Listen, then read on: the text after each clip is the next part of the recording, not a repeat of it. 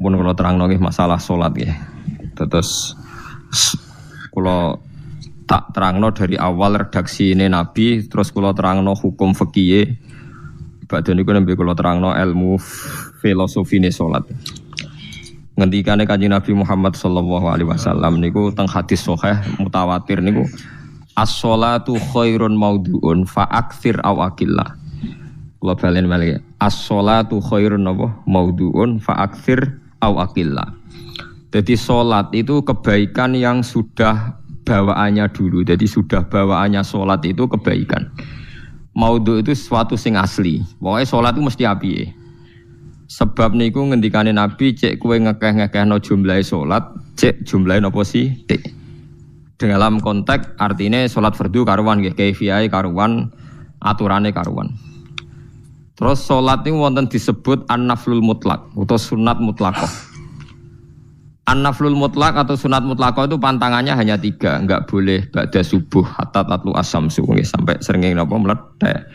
Enggak oleh pas waktu zawal. Nggih niku antarane mriki pinten nak dhuwur nggih 12:05 menit nggih. Pokoknya meh dhuwur niku mboten angsal. Niku jenenge wektu napa? Zawal.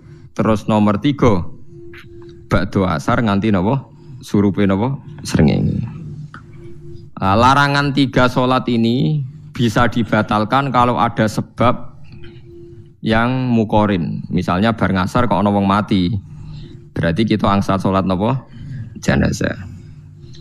Utawa kowe bar subuh mlebu masjid terus dhe wudu. Niku ana ulama sing darani tetep salat tahiyat napa? Masjid. Mergo sebabe nggih dukhulul masjid. Jadi hanya ada pantangan niku wau. Niki rungokno tenan nggih. Nah, terus yang menjadi kontroversi mulai zaman ulama ngantos sak mangke itu kaifiyah kados traweh. Wis ora usah tersinggung niki ilmu. Teng riwayat-riwayat Bukhari Muslim, Nabi nu nak witir itu 9 rakaat. Lam yakut min hunna fi akhirihinna illa wahidan. Di Nabi nate salat witir itu 9 rakaat enggak duduk sama sekali, mau terakhir duduk pas ke-9 terus salam. Nah, sebagian riwayat Nabi memotong sholat itu sholatul laili masna berarti 2 8 terus 1 witir. Niki rungono tenan. Sehingga ketika ada sholat tarawih yang 4 rakaat tanpa tasyahud, sebetulnya secara fikih pasti kita sepakat sah. Karena kalau 4 rakaat tanpa tasyahud pertama, kenapa kita katakan sah? Karena Nabi malah pinten songo, luwih seru to. Mboten iki karena menjadi kontroversi. Nah, dan tidak satu pun ulama di dunia yang mengatakan tasyahud awal itu wajib. Sampean yakin tasyahud awal wajib napa sunat? Sunat. Artinya khasnya hukum sunat itu gimana? Kalau ditinggalkan tidak batal. Berarti misalnya ono tarawih 4 rakaat berturut-turut, berarti tidak ada masalah karena yang ditinggal artinya tasyahud awal yang kita yakin itu hanya sunnah. Tapi dasar ra cocok ya didadekno masalah kan. Dalile apa ya? Dalile ra cocok. Lah sing darani masalah padahal darani tasyahud awal iku sunnah. Kowe salat zuhur tasyahud awal sunat atau wajib? Sunat. Nak sunat tuh khas ya, ditinggal batal lho ora. Mboten. Tapi nak sing ra cocok ya batal. Hukum ono cocok ra cocok. Mboten iki kula terangno. Nah, tarawih itu yang kontroversi niki teng kitab Majmu' karangan Imam Nawawi. Ya akal-akalane tiang-tiang niku. Kula nganti sakniki kan mboten nate ngimami, tapi nggih tak kandhani imam. Supaya niat ngakali pangeran, tapi pangeran bakali ya ora kena. Ngeten, ini dawuh Imam Syafi'i. Tarawih itu kalau terakhir kan pinten? 3 rakaat ya. Kan 2 rakaat dulu. Lalu pas 2 rakaat itu pas witir, yang witir kok tarawih. Yang terakhir witir 3 rakaat itu 2 rakaat sampai niate witir napa-napa? Witir. Setelah 2 rakaat sampai salam ndak? Salam. Itu menjadi sholat teraneh di dunia. Karena kue muni witir tapi jumlahnya 2. Nah, itu sholat teraneh napa di dunia. Terus sampean muni ngene, mboten Gus maksud kula niku 3 tapi loro sik. Berarti kayak kudu nerangno pangeran, kudu kamu pangeran kayak penjelasan. Gusti ini 2 sementara loh, nanti ada. Karena jika Tuhan tidak kamu kasih penjelasan, akan aneh kan disebut witir, tapi rokaatnya 2. Maka kamu harus niatnya, Gusti ini cicilan witir. Nah, sehingga jangan kira engkau 2, tapi ini nanti 3. Nah, itu makanya setiap bilalnya atau matinya kan solu sunnatan rokataini minal witri. Jadi diumumkan sholatlah 2 rakaat, tapi yang 1 paket dengan cicilan witir lah. Itu lucu. Karena Anda sekali bilang itu witir, berarti Anda bohong kan? Nyatanya 2 rakaat. Tapi kritiknya Imam Syafi'i ini kan lucu. Imam Syafi'i yang imam kita itu mengkritik, itu sholat aneh kalau begitu.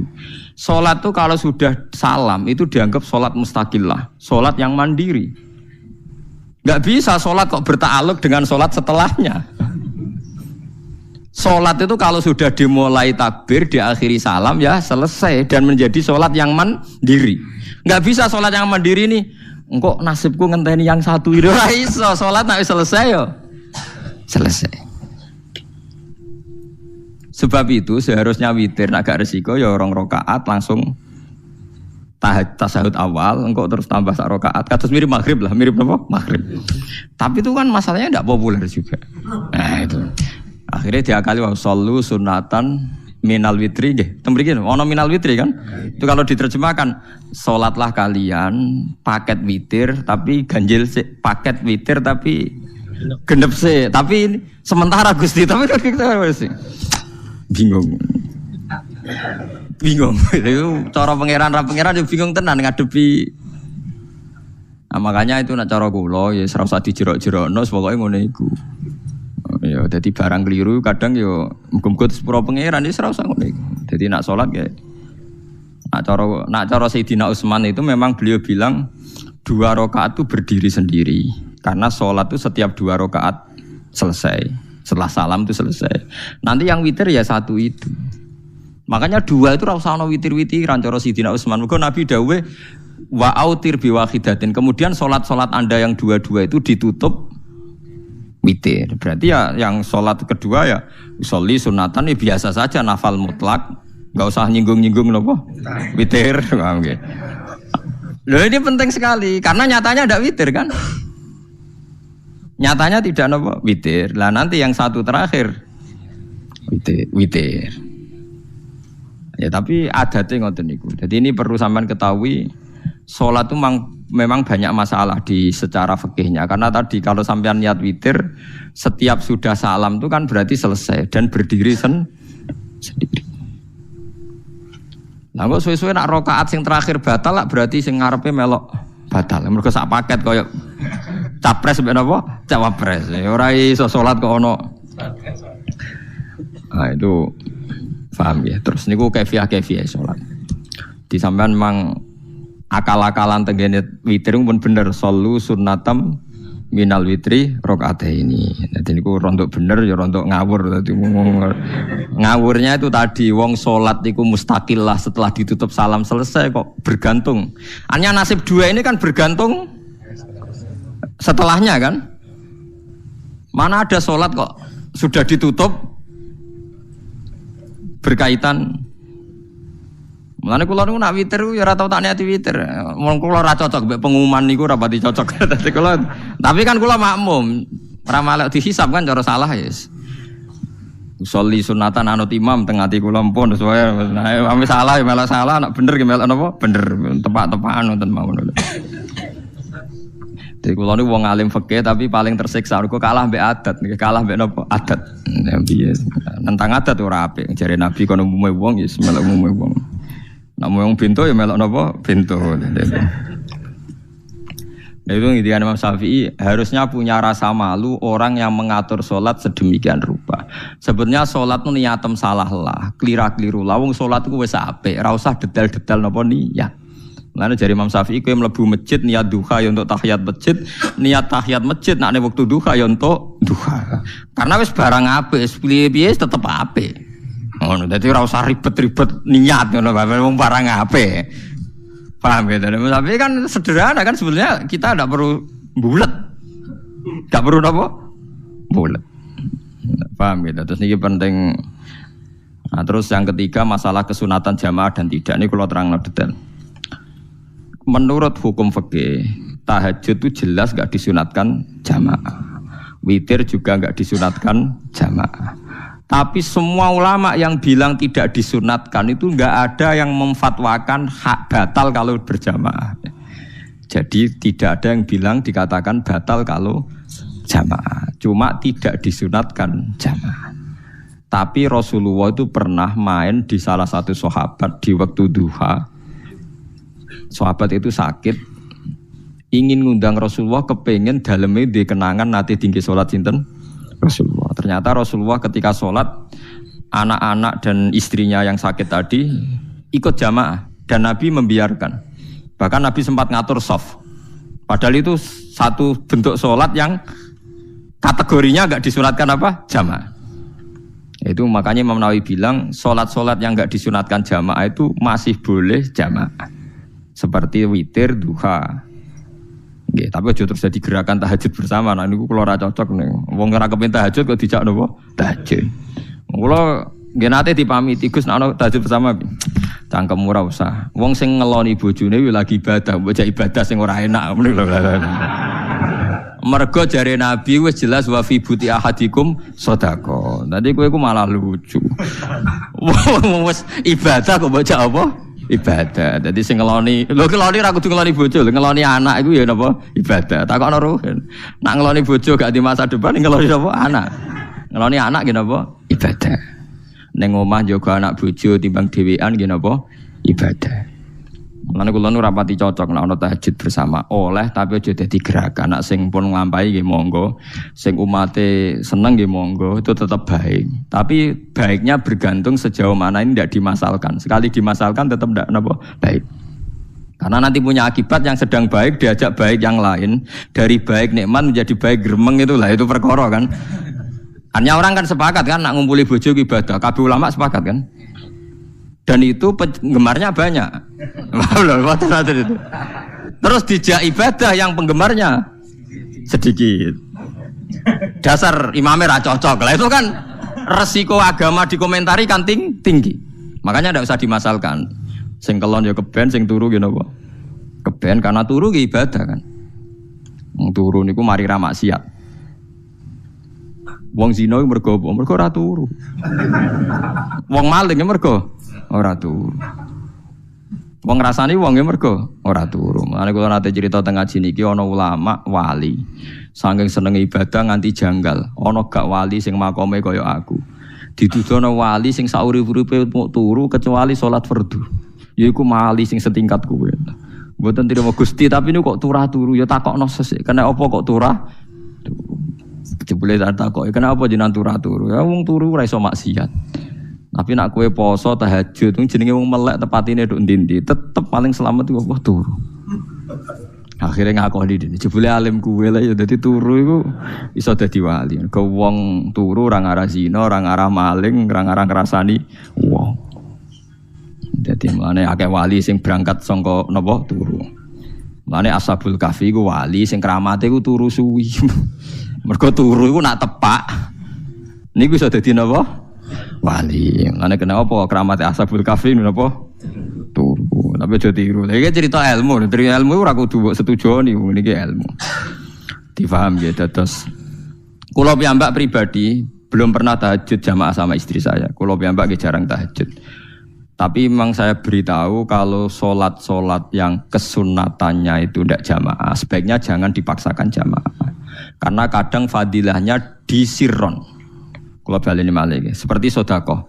Kalau zakat wajib itu sebaiknya diumumkan supaya orang tahu bahwa dia sudah melakukan kewajiban. Tapi kalau zakat tidak wajib sebaiknya sirron, sebaiknya rahasia. Begitu juga sholat. Jamaah itu kenapa baik di sholat fardu? Karena kalau yang tidak jamaah kan dikira dia tidak sholat. Makanya kesunatannya sholat fardu napa jamaah. Tapi selalu potensi riya, sum'ah, pamer itu ada. Sehingga ada sholat-sholat yang dari awal didesain supaya tidak kelihatan orang. Yaitu sholat gak usah berjamaah. Plus baik di rumah. Semua ulama ijma sholat sunat itu baik di rumah apa di masjid. Di rumah. Di rumah, di dalam kamar sama di kamar tamu, ruang tamu baik di dalam kamar. Bahkan Nabi nyebut sholat fiko ibaitiha di kamar paling dalam. Nah, bagaimana mungkin sholat yang sudah didesain siron begini, misalnya kayak tahajud, disunatno bengi-bengi ben ra wong roh, disunatno ning jero kamar ben wong ra roh. Jebule jamaah kan jadi aneh kan. Tapi kan nentang ya goblok, barang apa kok mbok tentang. Ya tapi kowe tenanan ya goblok kok ora sunah Nabi gitu, Pak. Mulane aku ora takok itu yang jenengan takoki kok ngubang-ubang. Lah makane aku wong alim dadi bingung. Bingunge iku mergo akeh ilmune ora kok koyo bingungem. Tapi sing jelas peminat ibadah kelon itu lebih banyak. Niku wau sing mesti niku. Karena Anda harus sepakat kan kelon niku napa? Ibadah. Kita sepakat kan. Dan itu peminatnya banyak. Itu sekali ada pengganggu pasti dikomentari tidak baik. Padahal pengganggu yang ngajak tahajud. Itu akhirnya kan tahajud jadi korban dikomentari gara-gara penggang. Nah itu yang saya tidak senang. Dieling-eling. Yang keempat ini makom saya tapi jangan sampai tiru. Ada thariqah namanya Mulamatiyah yang pernah disebut di mana ya Mulamatiyah. Orang sing maca Malamatiyah. Ada ulama itu seumur-umurnya itu tidak pernah sholat qobliyah ba'diyah. Tapi ojo tiru, kalau ngomong saya ulang-ulang jangan tiru. Nah, kalau sering tiru, mboten ate sholat qobliyah ba'diyah. Termasuk yang menentang itu Abdul Hasan Asyadili dulu ketika beliau belum wali papan atas. Ulama Mulamatiyah itu kalau katoan itu dengkulnya ketok, jadi agak-agak pupu paling bawah itu ketok lanang loh, makanya coba yang wedok ini lanang bakat lanang. Kalau wong wedok kan auratnya semua tubuh ya. Jadi rodok katokan cekak. Pas Abdul Hasan Asyadili liwat tuh dia ingkar, dia ulama kok katokan cekak atau sholat sunat. Hasan Asyadili yang jadi thariqah sama Sadiliyah no. Itu juga pernah wali anyaran, janggal dia. Dia kan cek wali perfect, wali senang sempurna. Nah, akhirnya ketemu sama ulama itu ternyata jagongan dengan antarane langit be bumi. Kok orang tadi sing katokan cekak maksudnya itu kok orang tadi. Terus digojol sana. Kamu jangan nyindir saya, jangan ngenyek saya. Makomamu cek dura aku. Kamu lihat itu umatnya Muhammad banyak, itu sing iso ngancani aku. Ternyata dia itu punya thariqah kumpul wong bid'ah, wong sekuler, wong nakal. Supaya mereka untuk rahmat mergo ini. Karena dekne mantep parang pangeran, gak mungkin wong bid'ah wong salah tak awari aku kena azab. Mesti pangeran ngergani aku. Jadi dekne ngancani wong nakal iku demi supaya wong nakal ora kena azab. Mergo diproses ilallah. Diproses didakwahi napa? Ilallah. Sebab barokah ini dekne dadi wali. Terus adekne salat sunat qobliyah ba'diyah adekne berat. Kok tahu blas alasane? Dijak sholat fardu ya abot. Nak nganti disangka qobliyah ba'diyah penting malah abot. Mulane aku ora usah sholat qobliyah ba'diyah. Lah iku sing makome iku kula baleni malih. Dijak sholat fardu wae abot. Nak nganti aku qobliyah zuhur 4 rakaat, ba'diyah zuhur 4 rakaat. Utawa 2 rakaat, 2 rakaat. Tapi paling afdal kan 4 khusus zuhur lho nggih. Kaya apa? Dadi dekne nunjukno nak Islam iku mau sholat fardu fakot. Ora luweh, ora kurang. Lha iku dadi wali Mulamatiyah sing digo tawasul teng Manaqib Syekh Abdul Qadir apa? Jilani ya Mulamatiyah. Iku wali-wali anti salat qobliyah, anti salat ba'diyah. Lane kula niku nganti sakniki nggih jarang teng kampung kula niku terkenal Gus Pak iku wong alim ora tau salat sunat. Ya anggere wong narukan salat sunat kabeh aku malah ora, tapi nek ora kabeh aku tak salat ta. Pokoke sementing ku ya sementing beto. Sementing beto. Ya alasannya masuk akal. Alasannya masuk akal. Maka itu Abdul Hasan Asyadili pernah juga diingatkan wali-wali yang lebih senior. Begitu juga Abu Yazid Al-Bustami. Beliau juga pernah dipermalukan wali-wali agak preman. Tapi itu cerita wali, sampean harus percaya karena ini cerita ilmu hal. Abu Yazid itu seorang wali besar, makanya kan masyhur banyak santri namanya Bustami itu dulu tafal sama Abu Yazid sinten Al-Bustami.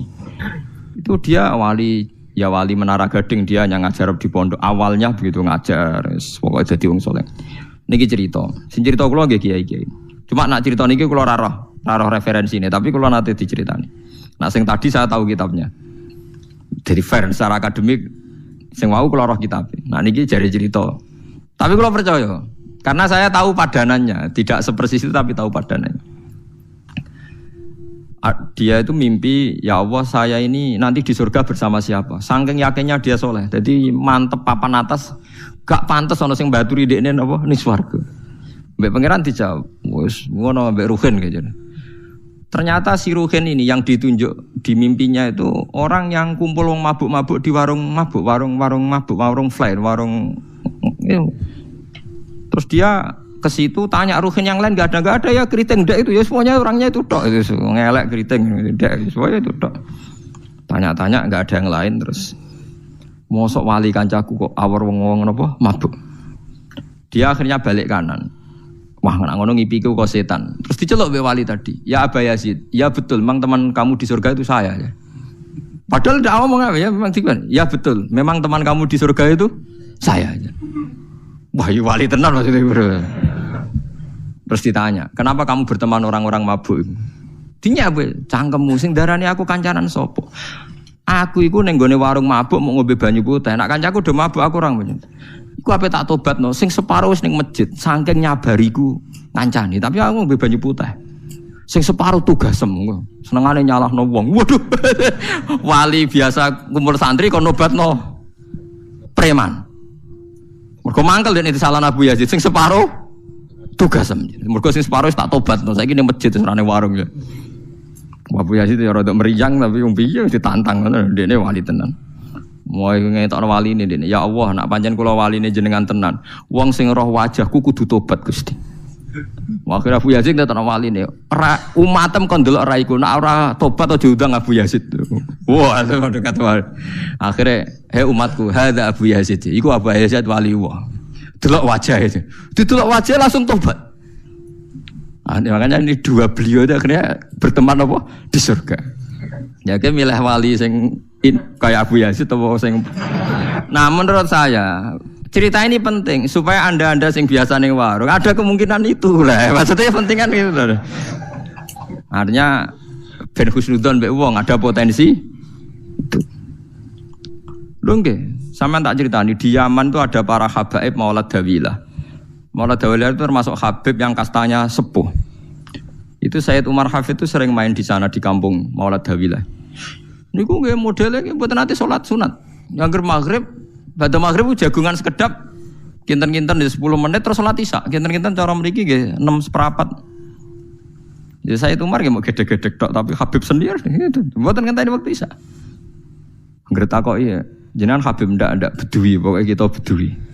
Saking khawatirnya Islam dianggap berat. Mergo Imam Syafi'i ning madhab kaul jadid, malah mboten kaul qadim, kaul apa? Jadid. Nak darani wektu maghrib kira-kira wong salat 5 rakaat. Nggih, terus pokoke wong wudu nutupi aurat salat 5 rakaat. Niku nate kula hitung kira-kira mau 20 menit. Dadi nak sampean salat Isya 6:30 wis mesti napa? Sah. Cara madhab Imam Syafi'i. Nah, cuma madhab ini enggak populer di ashabnya, ditentang nggih oleh ashabnya. Yang populer enteke mega napa abang. Tapi sebenarnya madhab Syafi'i yang jadid itu. Mulane kula nang jamak takdim angger kira-kira wis 6:30 kita jamak nak pas lunga. Nggih sering jamak kalau tiang-tiang, tapi niki dereng isya. Ya pokoke cara aku wis ngisa, cara aku ora kudu kok. Pokoke cara aku wis isya. Yes, kaul jadid malah. Makanya dulu ada seorang ulama berdebat. Sing sitok setuju waktu maghrib niku ngenteni enteke mega napa abang. Ana sing debatnya masuk akal ngeten. Niki sama-sama ulama bapak mbek anak. Padha ngalime ya padha sepuh. Ulama iki malah aneh carane nentang iku dekne cara dekne waktu maghrib ku nganti kira-kira 6:30 nganti jam 7. Engko lagi waktu isya jam 7:15. Pokoke dekne mohon adarane waktu maghrib ku cepet moh. Jadi alasannya masuk akal. Pangeran nak gawe biasanya ono kembarane, jadi ono tandingane, jadi lucu ulama kok jadi ulama ya kadang ya lucu. Sampai nak sholat subuh jam piro? 4:30 kan, anggap aja 4:30. Berarti subuh nganti meletak srengenge ada waktu 1,5 jam. Ono waktu pinten? 1,5 jam. Lah saiki maghrib iku wis surup. Nggih, maghrib napa surup. Kudune maghrib ku duwe padanan subuh ana wektu 1,5 jam. Namun dia tidak setuju. Entah eme gua abang tenan dia naik sak jam setengah malam dia nak santrine azan jam itu ngamuk. Cung paling cepet 7:30. Perkarane dia cara berpikir maghrib dipadakno subuh. Yaiku qoblatul isyamsi ana wektu sak jam setengah jatahe subuh. Kudune ba'da ghurubi syamsi ya ana sak jam setengah jatahe maghrib. Dadi akhirnya santrine nak azan 7:30, 7:30. Nak jam itu diamuk tenan. Nak maulad dawilah wali 6:15 wis isa. Perkarane. Lah iku ulama. Ya semulane ya semacam-macam ulama iku macam-macam. Ya sik anut sing umum sing penting ora ruwet. Ya tapi wau as-shalat khairun maudhu'un. Asal salat iku mesti napa? Apik. Ya asal salat iku mesti napa? Apik. Soal kaifiyah macam-macam. Nah, sing terakhir sing masalah kaifiyah yang enggak diterima. Apakah boleh witir hanya 1 rakaat? Jawab Imam Syafi'i, na'am boleh witir hanya 1 rakaat. Kados kula piyambak barisa seringnya witir namung 1 rakaat. Ya ora ono ndase, ora ono gurine 1 rakaat fakot. Iku witir sejati, paham? Witir napa sejati. Mergo ora nganggo 3 rakaat yang 2 kan masalah kan? Ono nyicil napa? Nyicil napa? Witir. Jadi kalau tak akaligus kenapa nak witir sitok? Lah aku nganggo witir model piye wae ketoke ora sejati gak. Witir napa sitok? Lha iku Sayyidina Utsman sak urip-uripe sahabat terkenal. Niku mboten nate witir luwih kok sitok iki saro kathok. Tapi aja takok sing diwaca Quran khatam. Lah iku perkara. Dadi sak rakaat tapi diwaca Quran apa? Khatam. Dadi autara bi rakaatin khatama fihal Quran. Dadi sak rakaat tapi khatam Quran. Iku sinten Sayyidina sinten Utsman. Alasan Imam Syafi'i Nabi tahu witir nganggo 3 rakaat. Cari Imam Syafi'i ku gak mungkin sing witir tetep sing guri sitok. Mergo sing loro tetep salatun mustaqillatun, salat sing sendiri. Mane mulai saniki sampean nak mulai solu sunatan minal witri rakaataini jami'ah wis pokoke salatu jami'ah ya. La haula wala quwata illa billah. Lah kok nak imame sholli sunatan minal witri rakaataini wis muni sak muni-muni mumam wis pokoke aku saiki salat. Karena aneh secara fikih aneh bagaimana mungkin sholat yang sudah disalami ya punya status kan?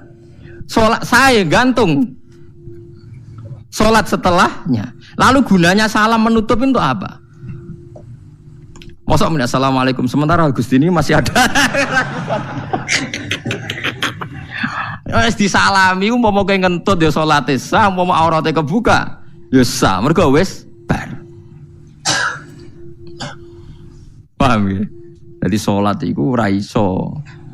Jadi mulane jadi kontroversi. Tapi ya apik bantah-bantahan sholat ya apik, bantah-bantahan barang apik.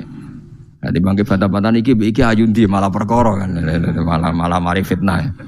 Ya ada bantah-bantahan perkara napa? Sholat. Jadi ulama iki macam-macam. Jadi sing terakhir kula terangno tentang filosofi sholat. Di kula suwun sing ngaji kula sing seneng kula senajan to donga iftitah mboten wajib. Tapi nek ada kesempatan kedah diwaca karena ndak ada riwayat yang mengatakan ulama pernah meninggalkan itu. Senajan to sak kadar. Terutama pas napa inna sholati wa nusuki wa mahyaya wa mamati lillahi rabbil alamin. Terus salatku, ngibadahku, matiku, uripku namung kersane Allah. Utawa namung kangge Allah. Karena ini menjadi filosofi sing dadekno salat mari ahlil jannah. Jadi kita nak salat mesti ahlil jannah. Wong qad aflah, teman-teman bejo wis mesti bejane. Sampeyan ora usah wedi suul khotimah. Niku waswase setan. Mboten enten suul khotimah. Setan niku keliru, semua meden-meden itu. Nah, setan percaya suul khotimah ikon gawe suul khotimah. Mulane kula anggere wedi suul khotimah omongan kula setan. Tan setan nak pancen aku mbok weden-wedeni suul khotimah yo gawe wae aku ben suul khotimah. Aja meden-medeni tok. Dan gue kita jadi pangeran, gue dewi gue siap jadi pangeran, jurah pangeran kok meden-medeni aku.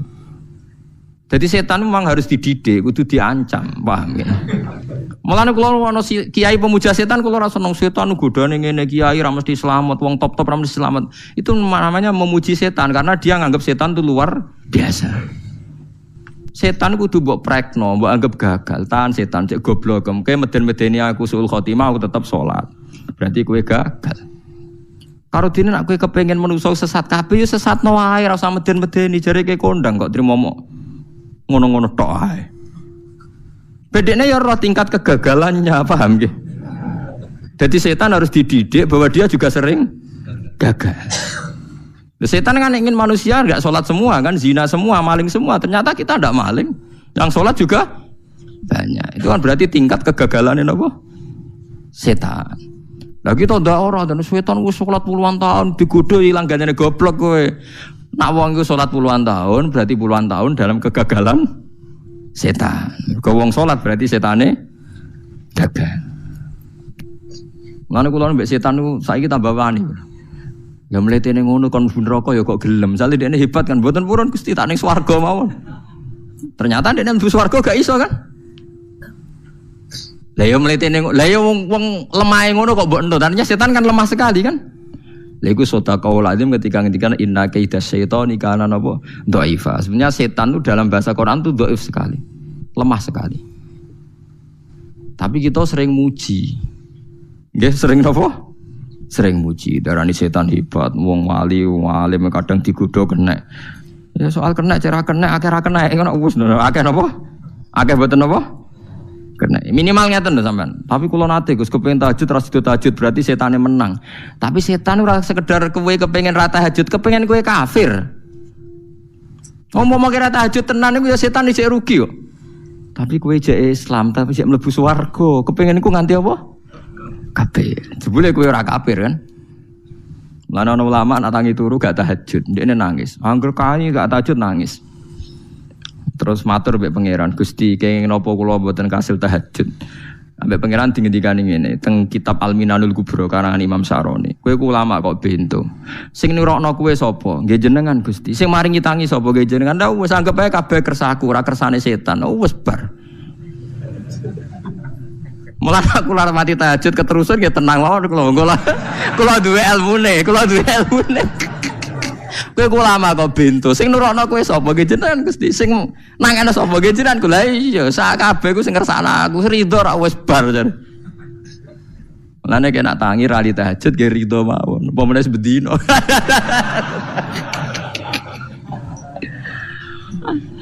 Jadi penak berislam tuh enggak apa-apa. Berislam itu gampang. Ya kowe turu sing kersakno sapa? Nggih jenengan Gusti. Kowe tangi sing kersakno sapa?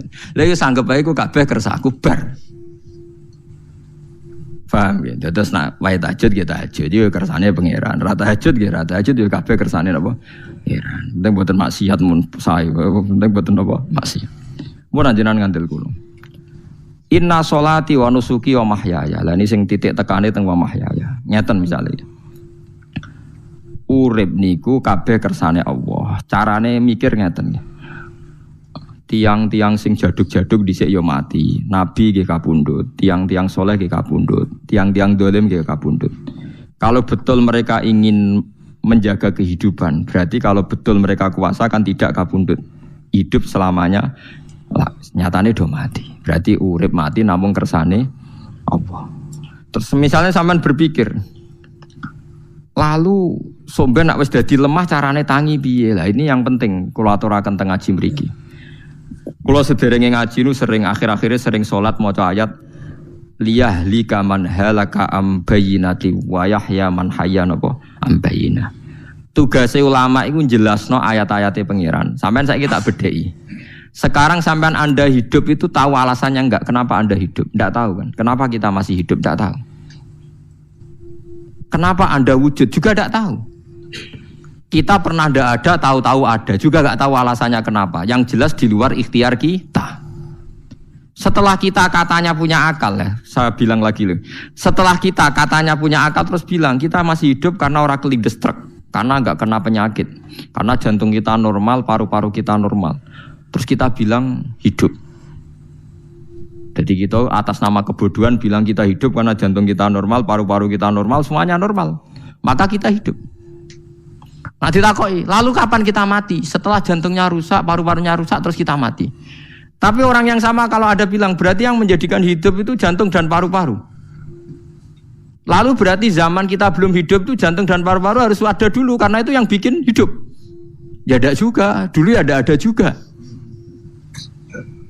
Loh ya kalau jantung dan paru-paru semuanya normal menjadikan kita hidup berarti jantung dan paru-paru harus wujud dulu karena itu yang menciptakan kita hidup. Ya ada juga yang tidak tahu. Paling-paling nanti statusnya paru-paru jantung hanya dipakai alat Tuhan untuk menjadikan ada kehidupan yang kita kira ada. Padahal sebetulnya kehidupan ini juga enggak ada karena kita tidak tahu. Sing darani urip ku apa ya ora roh. Kowe roh maknane urip ku apa? Ulama kabeh sing alim-alim darani urip ku apa ora mati ngono tok jawabane. Perkarane ora iso jelasno. Mulane ning Arab al hayat didul mamat sing darani urip iku ora mati. Karena nggak bisa dijelaskan, coba Anda menjelaskan. Kue urip itu sebabnya apa? Ada nyawanya, nyawa itu di mana? Terus dia nempatnya di mana? Oh, nempatnya di jantung ini. Suara bisa dijelaskan. Nah, ketika hidup Anda tidak bisa Anda jelaskan, kudune sok ben wayahe tangi sangka kubur juga nggak bisa dijelaskan.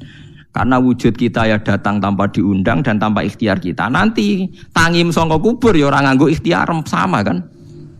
Sama-sama ada kesimpulan lillahi rabbil alamin. Nah, tapi manusia atas nama akal sawangane hidup ini ada alasannya. Karena kita ada bapak ibu terus kita jadi wujud. Lucu kan? Hidup ini disebut ada sebabnya. Tapi nanti mati sangka kubur terus tangi meneh dianggap enggak punya penyebab. Alasannya wis dadi lemah kok. Ono meneh ku carane piye? Lah zaman kuwe ora ngono. Dadi ono saiki. Carane piye? Makanya kalau suruh balik-balik bilang, jika tangi sangka kubur iku mukhal, berarti wujudnya Nabi Adam dan wujud yang sekarang lebih mukhal karena tanpa sebab. Nggih tanpa napa? Sebab. Lho nggih to, aneh Nabi Adam mek sampean saiki no, dadi roh gentayangan dhisik kok apa juk-juk dadi sakmene iki. Do diutang, di kasus, do demenan. Aneh pundi? Aneh wujud yang sekarang karena wujud nanti ning ora-ora mahsyar, wujud dari wujud yang sudah ada. Sementara wujud kita yang sekarang dari tidak ada. Lain ngomongane pangeran didik apa hal ata alal insani khidum minad dahri lam yakun syai'am mazkura. Manusia itu harus ingat bahwa dia pernah tidak ada. Nah, dari tidak ada ini menjadi ada adalah ayat bahwa wujudnya dia tidak ikhtiarnya dia sendiri. Mulane setan dinyak pangeran. Karo dene kok nyembah setan. Ma asyadduhum khalqas samawati wal ardi wala khalqa anfusihim. Wa ma kuntum muttakhidal mudillina aduda. Setan kok mbok dewak-dewakno piye? Apa setan melok gawe langit bumi? Ora. Apa setan gawe awake dhewe? Ora. Umpama setan gawe awake dhewe mesti dekne milah berpenampilan ganteng, gerduwe ku elek kabeh, wewe ge elek kabeh. Umpama dekne gawe awake dhewe milah dadi napa? Ganteng. Mulane tiyang sing pun wusul nak roh setan mlebu neraka. Wah, berarti setan ra hebat, mletene ngono jebule milih nggon neraka. Kudune nak hebat kan milih nggon apa? Swarga. Lho niku mun kersane pangeran nego setan dakok neraka nak wong apik dakok swarga. Lah iya trimo diatur koyo botol ngono ae kan.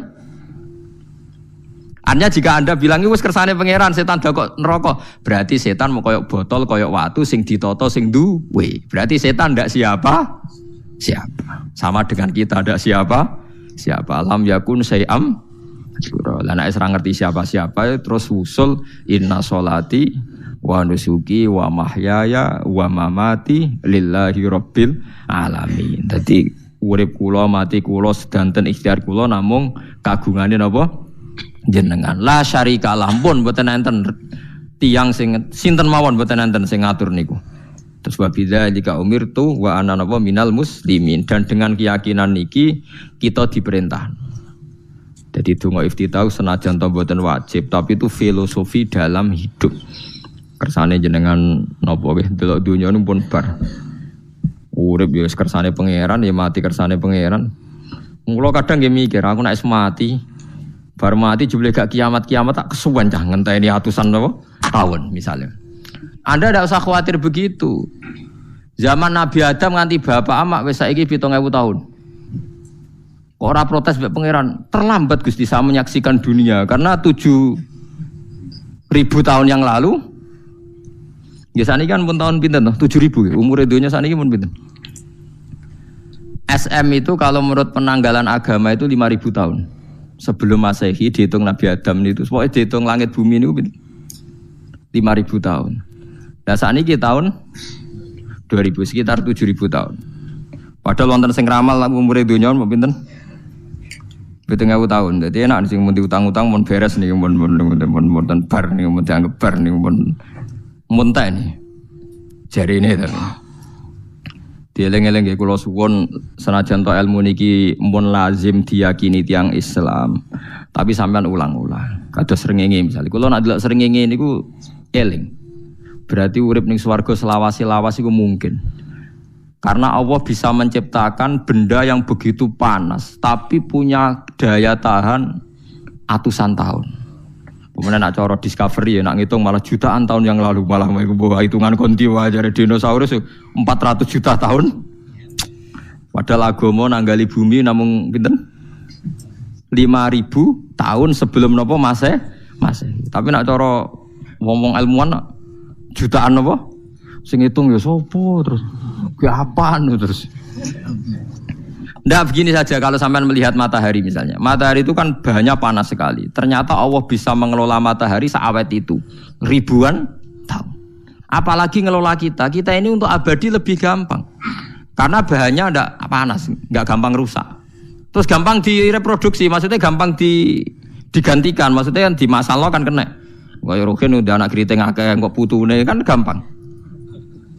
Lho kalau mikir mau gampang ngeten. Misalnya buaya gitu masyhur dianggap hewan purba yang terlama. Manusa ilang wis ketok angel. Misale koyo boyo mati ana anake meneh, anake ana anene. Nabi Adam kan ngoten. Wong sitok di ketahanan sampai saiki, gonta-ganti wong. Artinya berarti ada gen Adam yang abadi sampai sekarang kan karena setiap manusia sekarang berarti ada gennya Adam. Artinya Allah memberi contoh betapa Allah bisa ngatur supaya fisik manusia gen ini abadi. Buktinya Adam nganti saiki kan masih kan? Lho nggih to, pasti di antara jasad kita kan ada unsur Adam. Lah ya Allah gawe sura, apa meneh kowe sampeyan swarga ning neraka, Allah tetap punya cara untuk bikin abadi. Mbok piye carane? Tapi melihat Nabi Adam nganti tok sampeyan kan ana bukti Allah duwe cara ngabadekno unsur Adam. Karena tidak mungkin kan dalam diri kita sekarang enggak ada unsur sinten? Adam. Sampeyan ora oleh bantah. Tapi Adam piyambak kan pun kapundhut. Tetapi Adam yang sekarang sampai sampean saiki. Tapi ora roh sampean sing turunane Qabil apa sing ora roh iso ae cek ngono ae. Wong jarene cerita. Qabil iku lahire ning swarga. Dirabekno mbek Labuda sing lahire ning bumi. Labuda ku elek gembrot. Habil lahire ning bumi, rapati ganteng dirabekno Iklima sing wayu. Lahiran swarga. Rek Qabil gak trimo, wong aku cah ganteng kok dientukno celek. Mane saiki nek ana cah ganteng dientukno celek ra trimo ya kaya Qabil. Nah tapi enggak pikirane Nabi Adam ya ora roh menawa ben silang ben sedengan. Mergo nek elek entuk elek kan malah musibah kan. Saiki anake ra melok dosa tapi eleke double. Sale kriting untuk kriting, elek entuk elek, fakir untuk fakir kan. Ya memperparah to nggih. Cara kula jan haram. Elek entuk elek rabi cara kula haram. Saiki anake kan ra roh apa-apa ujug-ujug elek banget ora terima elek napa? Elek napa? Banget. Jadi cerita kan ngoten, walhasil akhirnya tukaran, mergo Qabil gak terima. Pas tukaran dipisah Nabi Adam. Angger sing takor rupe sukses berarti ikhtiare bener. Ya mau Habil nyembelih wedhus, sing Qabil seneng buah-buahan.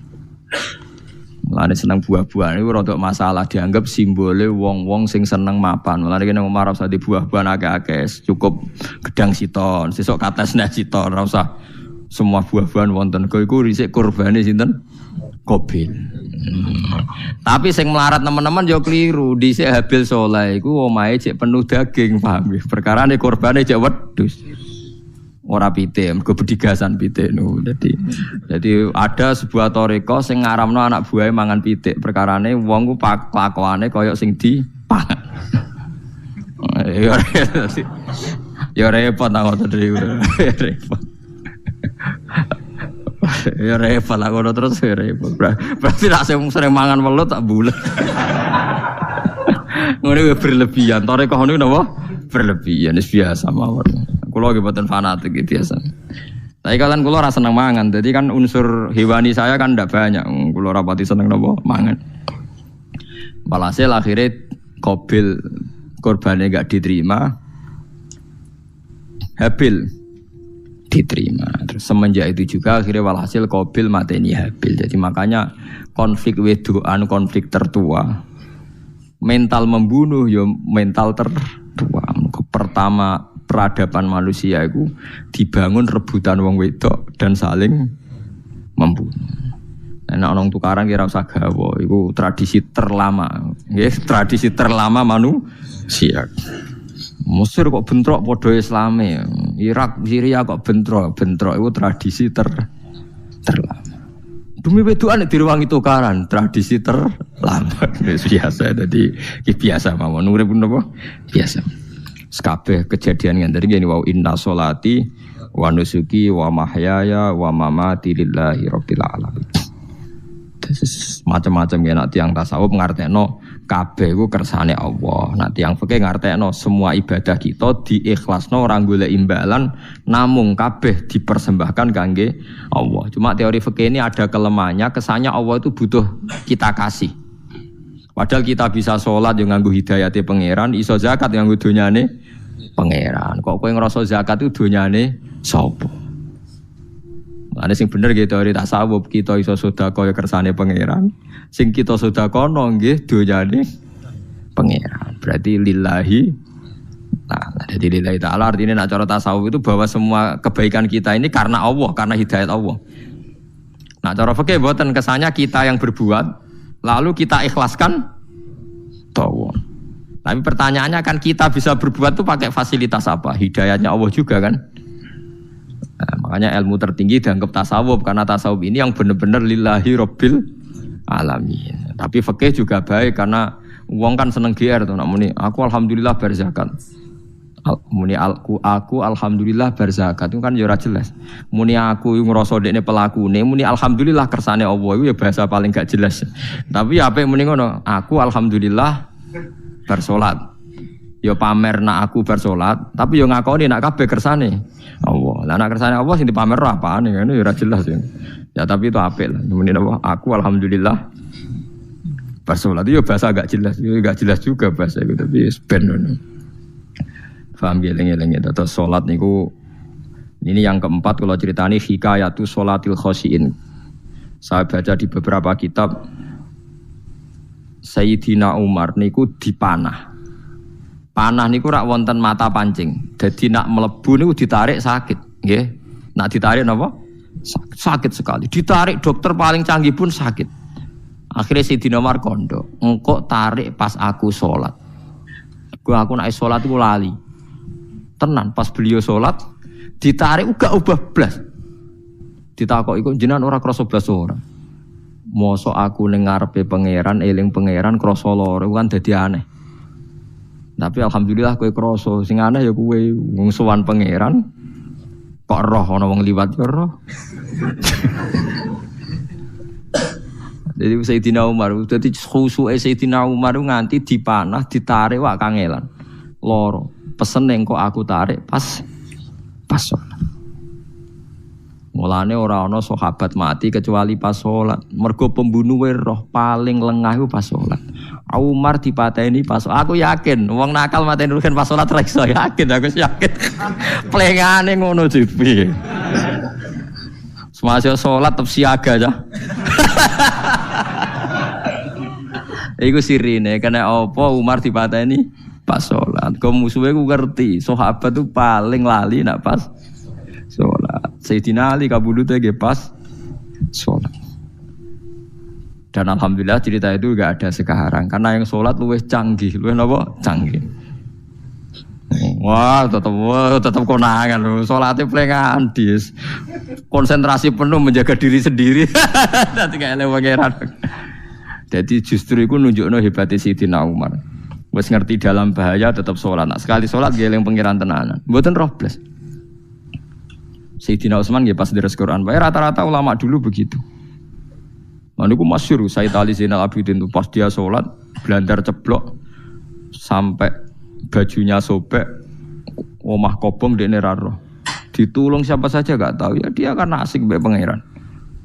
Mosok jarene mosok aku pas madhep pangeran eling liyane. Nah, tapi kita serai iso kan bayang do sholat ke kelas ngoten niku. Nah, kanjeng Nabi Muhammad soft paling guri niku yasma'u azizu sodri ka azizil mirjal. Nabi nak salat niku sing ngguri niku ngerti dentuman dadane Nabi saking wedine nang pangeran kados banyu sing umum. Ka'annahu husya alaih, sampai Nabi meh pingsan saking wedine pangeran. Ini disebut taqsa'irru min hujuludul ladzina yakhshawna rabbahum. Jadi Allah nazzala ahsanal hadithi kitabam mutasyabihan. Masan ya taqsa